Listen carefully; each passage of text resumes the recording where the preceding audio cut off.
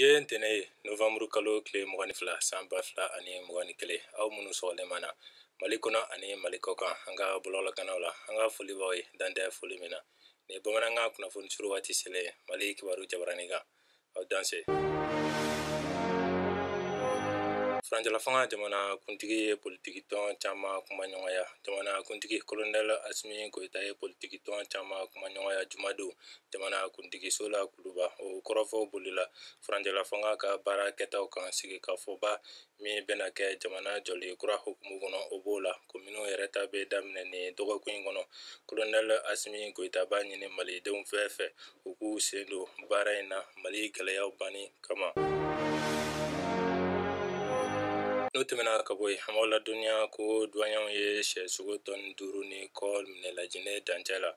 Mali douaniers minnu dagalen bɛ Kuremale Guinée dancɛ la ko douaniers to munumunu salo la kɔfilacɛ lamini na u ye sɛsogo carton 75 minɛ novamburu kalo tile 18 san 2021 jagofɛn giriya bɛ se tɔni 5 ni kɔ ma a feerelen musaka bɛ se fɔ wari miliyɔn 10 bɔ a tun bɛ ka don Mali kɔnɔ ka bɔ Laginɛ fɛ kunnafoniw y'a jira k'u taara sogo in di warabafileso la ka b'u bolo.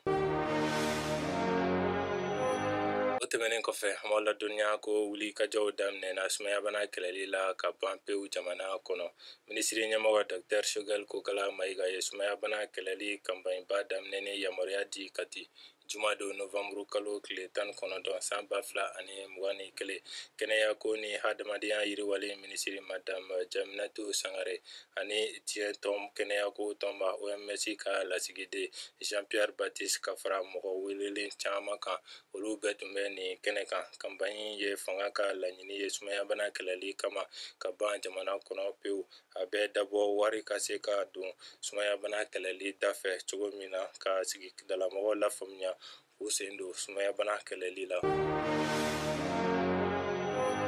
Ni ne bɛ an ka bi kunnafoniw kuncɛ an b'a fɔ Ala ka bɛn ni lafiya sabati jamana kɔnɔ aw k'an bɛn wagati wɛrɛ la ni kɛnɛ kelen kan.